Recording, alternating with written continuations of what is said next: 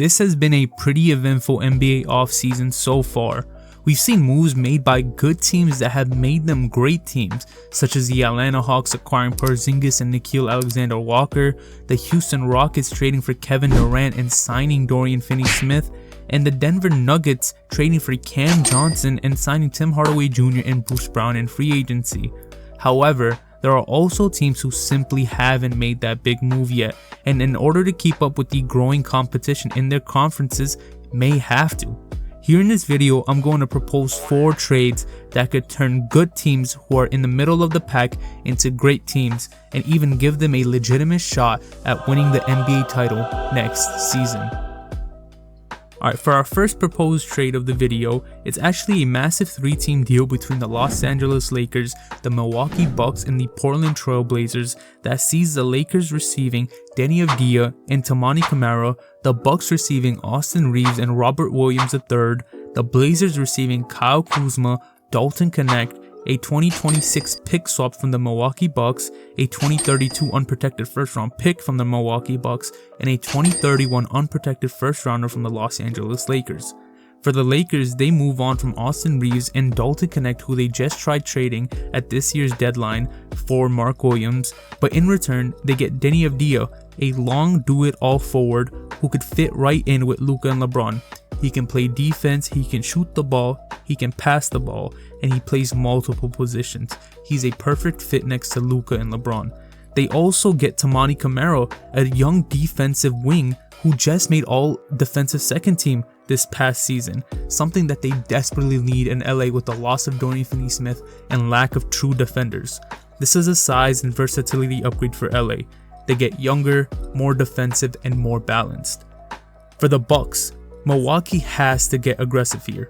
They add Austin Reeves, an elite role player who can handle, shoot, and operate in pick and rolls with Giannis, and with the waiving of Damian Lillard, the Bucks are in desperate need for a lead guard. They can't just run KPJ out there and expect to actually do something. Then there's Robert Williams, a high-impact rim protector who when healthy can anchor their defense as well and take pressure off Miles Turner and Giannis. He will come off the bench. He can't really play alongside Giannis, but he's a solid backup big man to have alongside Miles Turner. This is a huge upgrade for them. They need to get rid of Kyle Kuzma, and they have to do something to keep Giannis happy. And acquiring Austin Reeves in this trade and getting rid of Kyle Kuzma is a massive plus.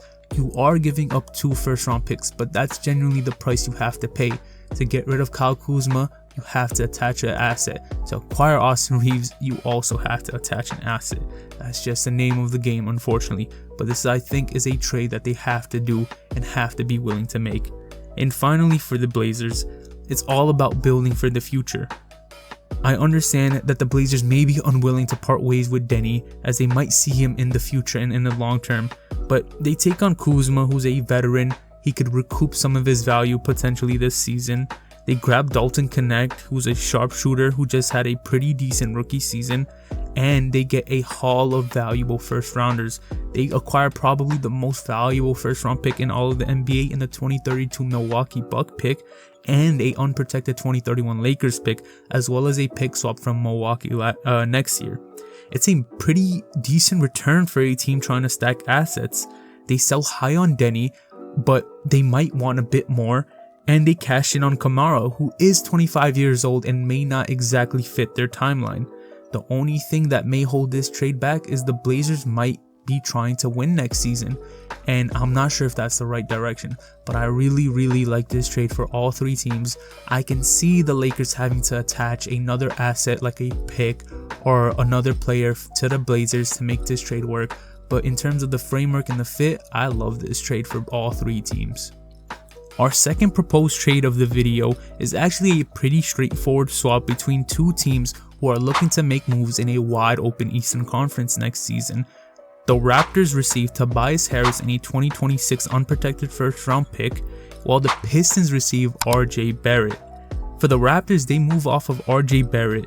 They just acquired him in a OG Anunoby trade, and he had a pretty good season. Why does it make sense? Toronto has a absolute logjam at the forward position with Scotty Barnes, Brandon Ingram, recently drafted Colin Murray Boyles. They're paying a lot of money to a lot of players who may not be good, and when you take a look at the team, RJ Barrett just seems to be the odd man out. In this trade, they get rid of RJ Barrett while acquiring an expiring deal in Tobias Harris and a first round pick, which more than likely won't be a lottery pick, but it will be just outside of it at maybe 18 to 22. For the Pistons, Detroit shouldn't sit still this offseason.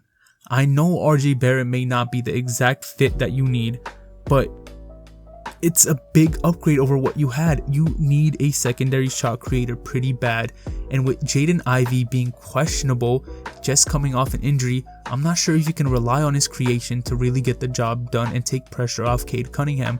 I know RJ Barrett isn't really a great shooter, but I think the season he just had, he's proven that he could be a pretty reliable second option on a playoff team.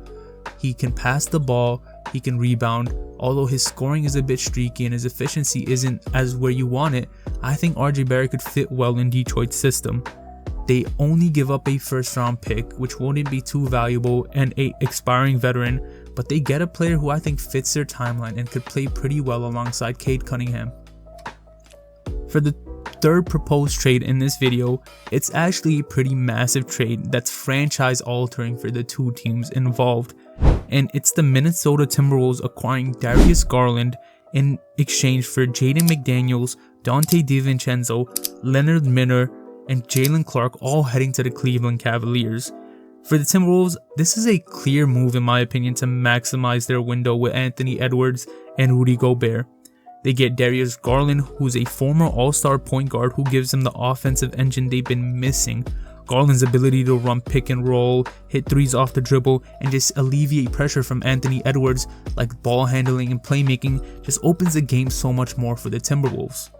Minnesota gets a real point guard for the first time ever since Mike Conley has started falling off a cliff, and I'm not sure if Robert Williams really feels a need for that in the future, hence the trade for Darius Garland. You now have a team where you have Garland and somebody could slot into the wing position, Julius Randle and Rudy Gobert, a pretty solid team. For the Cavs, Cleveland shifts into a more balanced two-way identity. They've had issues with Garland and Donovan Mitchell for a while. You know, you've had two postseason drop-offs where Garland was injured this year. They've had injury concerns last year with Garland as well. And by trading him, you get Jaden McDaniels. And although you did acquire a wing last trade deadline in DeAndre Hunter, Jaden McDaniels gives you something a little different. He's one of the best perimeter defenders in the NBA. He can shoot the ball. He has shown flashes of shot creating, which isn't necessarily what you need, but he'd slot right in next to Donovan Mitchell and Evan Mobley. They also get Donte DiVincenzo, who is coming off a pretty weak season, but he has shown that he could shoot, defend, and bring toughness and clutchness when needed. On top of that, you acquire two young pieces in Leonard Miller and Jalen Clark, who are salary filler in this trade, but they could prove to be something in the future. This trade gives the Cavs defense, spacing, and flexibility because this trade puts them under the second apron, allowing them to make moves around the margins to hopefully get better. You also acquired Lonzo Ball in a trade, who I'm not sure if you're comfortable with him starting. You may want to run Donovan Mitchell at point guard now, but Donovan Mitchell can fill in the gap that Darius Garland left at the point guard position. All in all, I think it's a good trade for both teams. Maybe you see another asset attached from Minnesota to help get this deal done, or another asset attached from Cleveland. I'm not sure which side would say no to this. The Wolves go all in on offense and try to raise their ceiling with the backcourt, and I think it's a trade they just have to make with the West becoming increasingly tough, and they're seeming like the team that's out and losing the most right now. For our fourth and final trade proposal of the video, it actually involves a team who has been surprisingly quiet this offseason, who many expected to go out and try and make a big move in the Golden State Warriors, dealing with the Chicago Bulls, who hopefully they could rip off as well. The Warriors received Nikola Vucevic and Ayo Dosunmu, and the Bulls received Jonathan Kuminga via sign and trade and Moses Moody or Buddy Hield depending on who they want. For the Warriors, this is a clear win now move. They trade away young player in Kuminga who has shown flashes but hasn't really amounted to anything, and Moses Moody, who doesn't really get consistent rotational minutes, to get Nikola Vucevic, a proven scoring big who can stretch the floor and fit right in with Draymond Green and Jimmy Butler, who they just acquired at last year's trade deadline. Vooch gives Steph a reliable pick and pop option and takes pressure off Draymond to generate offense inside. And Ayo Dosunmu, he's a gritty defensive-minded guard who can guard 1 to 3 and shoot well enough to fit alongside Steph or off the bench. In my opinion, Vucevic is the best fit for Golden State. His weakness on defense is masked by Draymond Green and Jimmy Butler, who are both amazing defenders, and his offense really takes pressure off Steph, Draymond, and Butler to create. He's not really a creator, but he can pop, he can post up, and he could get you in and out offense. For the Bulls, Chicago finally pivots towards the future. They've been stuck in no man's land forever, and moving away from Vucevic is a big sign and clear indicator that they are willing to move on and embrace the tank and embrace rebuilding the team. They acquired Jonathan Kuminga, a young forward who has shown flashes. Although you do have a logjam at forward, I don't think it's any harm in acquiring more talent who could potentially be something. You have Patrick Williams, Noah Asenge, Matas Buzelis. Jonathan Kuminga, although may not be the best fit alongside them, he's still a good enough talent that you can take a flyer on while trading away a older and, pretty washed Vucevic. You also get Moses Moody, who's making only about $11 million a year, a young player who can shoot the ball and also play solid defense. This is the kind of trade the Bulls fans have been begging for, trading away some of your older, more washed up players for younger talent to try and embrace a tank, try and embrace a rebuild. Golden State here bets everything on one last title with Steph, while Chicago finally stops being mid and embraces the rebuild with two promising young wings. In my opinion, it's a pretty big win for the Warriors as they immediately get better and for the first time have a pick and pop shooting center next to Steph. And that'd be all for the video. I hope you enjoyed a different style of content with this video, and I hope you like some of the proposals that I've came up with.